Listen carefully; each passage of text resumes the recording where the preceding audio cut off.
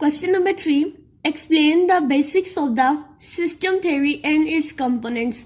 Basic concept of the system theory, यानी हम लोगों ने कि सिस्टम थ्योरी के जो बेसिक कॉन्सेप्ट होते हैं उनको लिखना है और इसके जो की कंपोनेंट्स हैं वो लिखने हैं। तो सबसे पहले इसको सॉल्व करने के लिए हम क्या करेंगे, सिस्टम की डेफिनेशन, यानी यहाँ पर हम जितने भी पॉइंट्स बनाएंगे, इसके जितने भी कंपोनेंट्स लिखेंगे हम लोग इस बेसिक सिस्टम थ्योरी के, उसकी डेफिनेशन भी लिखेंगे और इसके की आइडियाज़ जो हैं यानी कि कंपोनेंट जो होते हैं वो भी लिखेंगे।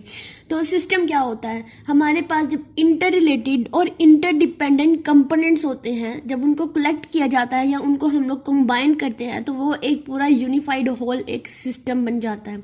अब इसका की आइडिया क्या है, इसका की पर्पस क्या होता है।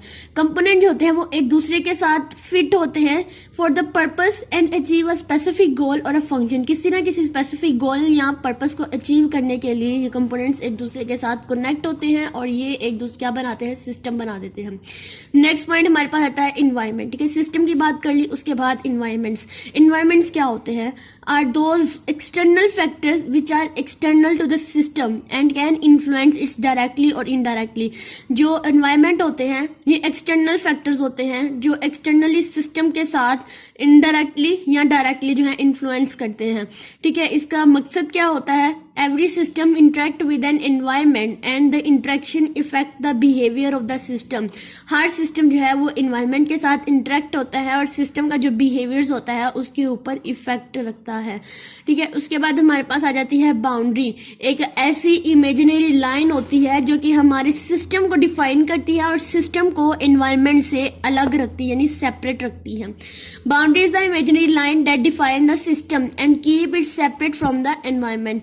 Key component moving around the boundary are considered when we analyze the behavior or properties of system। जब हम सिस्टम की प्रॉपर्टीज या उसके जो बिहेवियर्स होते हैं उसको एनालाइज करते हैं, उसको डिफाइन करते हैं, तो ये जो बाउंड्री होती है ये जो इसके जो कंपोनेंट्स होते हैं वो मूव करते हैं इसके अराउंड। ठीक है, फिर हमारे पास नेक्स्ट आ जाता है हमारी इनपुट। तो इनपुट क्या होती है, ये वो फैक्टर्स होते हैं जो सिस्टम को ड्राइव करते हैं, सिस्टम को चलाते हैं। हम जब किसी सिस्टम में इनपुट डालते हैं तो इसका मतलब हमने सिस्टम को कोई ना कोई बिहेवियर्स जो होते हैं उनको इन्फ्लुएंस करने के लिए या इसको कोई ना कोई काम करने के लिए कह दिया है।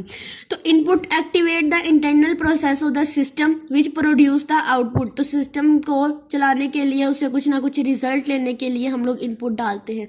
इनपुट के बाद हमारे पास आ जाता है प्रोसेस। तो प्रोसेस क्या करता है, जो हमने इनपुट डाली होती है उसके ऊपर इम्प्लीमेंटेशन करता है कोई ना कोई आउटपुट को प्रोड्यूस करने के लिए। Transfer input and produce the output. इसका बेसिक पर्पस भी यही होता है कि सिस्टम के जो फंक्शंस होते हैं उसको डिफाइन करते हैं और ये भी डिसाइड करते हैं how the system will work, कि हमारा सिस्टम किस तरह से काम करता है।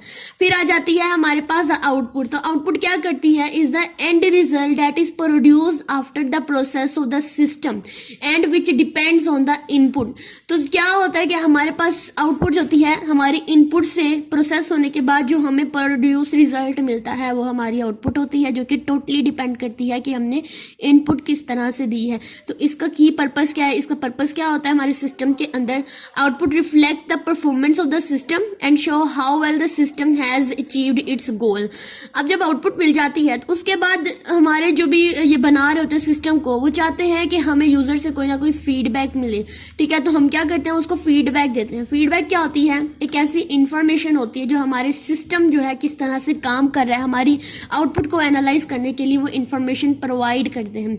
तो फीडबैक का पर्पस क्या होता है, ये सिस्टम की इंप्रूवमेंट जो होती है उसको इंप्रूव करने के लिए, परफॉर्मेंस को इंप्रूव करने के लिए हेल्पफुल होता है और allowing it to adopt to change the condition. ठीक है, उसके बाद हमारे पास क्या है, कंट्रोल।